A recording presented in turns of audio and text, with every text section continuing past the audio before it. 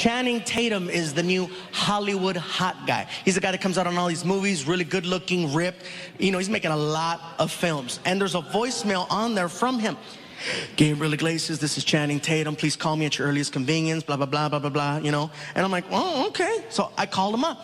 You know, hello. I go, hi, this is Gabriel Iglesias. I'm calling for Mr. Channing Tatum. He yells, Fluffy! Hello? Oh, dude, man, I'm a huge fan. Hey, listen, bro, really quick, I only have like a minute. Look, bro, I'm doing a new movie, and I want to see if you're interested in reading and auditioning for one of the parts. I go, sure, bro, I'd be happy to audition for your movie. What's it called? He goes, the movie's called Magic Mike.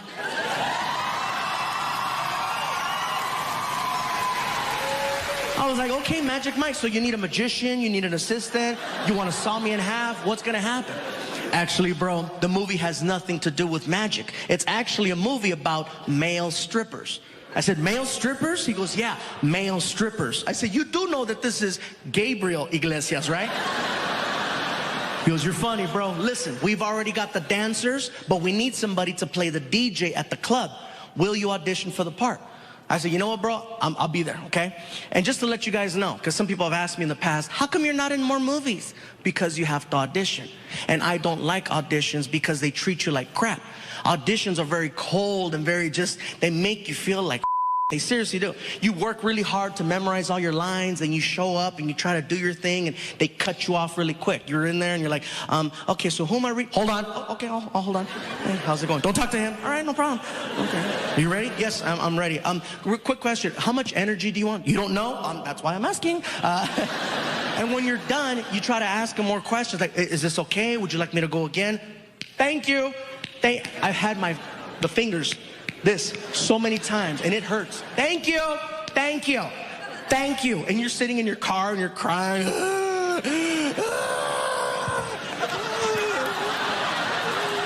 don't like me. It's a terrible feeling, so I don't like putting myself through that. But since I got a phone call from the guy, I'm like, all right, I hope it's a little bit different. So I show up to the audition, I'm sitting in the lobby, and it's funny because anytime there's an audition, everybody at the audition, usually they're looking for a specific type. And so everybody that's sitting there with me looks just like me. Everybody in there's big, everybody's sitting there, everybody's all happy and jolly and stuff, and we're all looking at each other trying to outdo each other. Like, no, I look more like me than you do. You don't look like me. No, this is what they want. No, this is what they want, you know. So the receptionist looks at me, she goes, Mr. Iglesias, they'll see you now. And I'm like, okay, cool, here we go, let's see how this goes. So I start mentally preparing myself for the problems that happen in there. I walk in, I don't say anything to anyone. I walk in, there's 3 people in the room, I close the door. And I just look over at the casting person who's sitting on her desk, and hello. And the camera person, and the person I'm reading with all jumped up and yelled, Fluffy!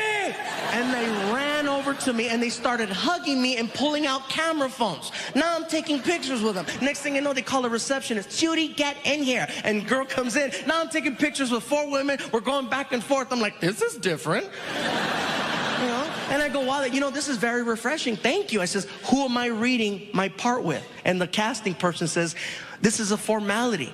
They've always wanted you for the part. And they said, if you showed up, it's yours. So basically, we've already called your agent since you showed up.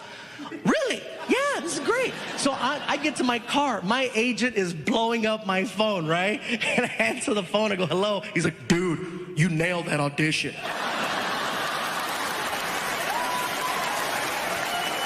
Next thing I know, I'm on the set of the movie Magic Mike.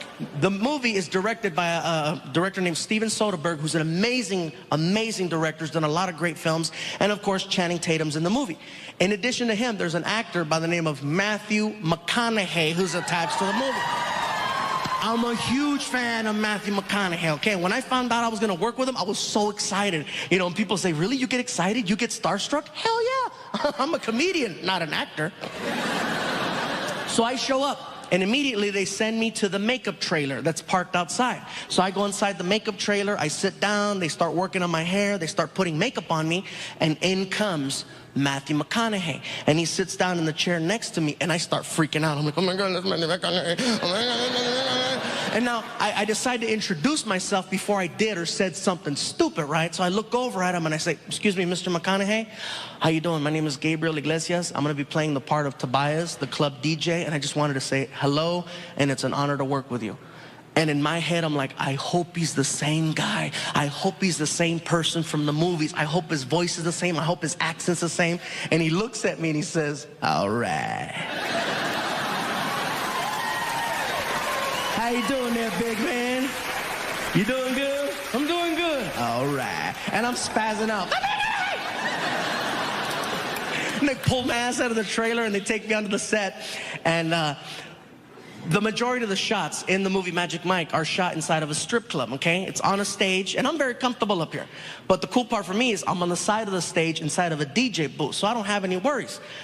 The director comes up to me and he says, listen, Gabe, you got all your speaking roles in the film, but in addition to that, you are the key background in every shot when it comes to the dancers. He goes, the guy on stage is the eye candy, but you're the guy that provides the ear candy, and you need to express yourself and give me energy. Can you do that? Yes, sir. Let's do this. Next thing I know, all right, everybody, here we go. And quiet on the set. And action. All of a sudden, the dancing. Dancer comes out, camera starts panning just like that one, right? And all of a sudden, I'm in my DJ booth, and I start DJing it up.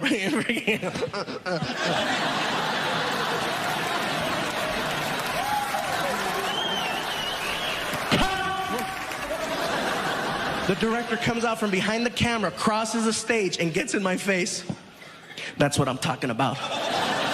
Give me more. I'm like, okay. Everybody, here we go. Quiet on the set. And action. And I take off.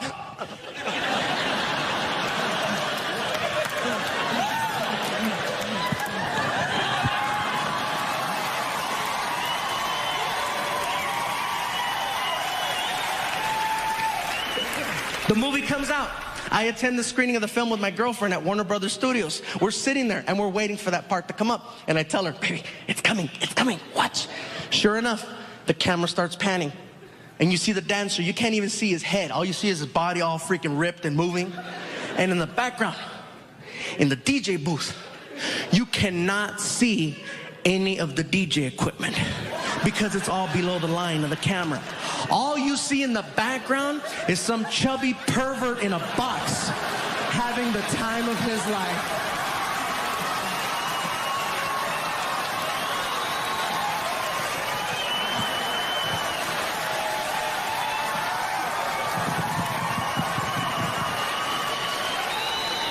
And my girlfriend's like, oh, you're gay. I guess so.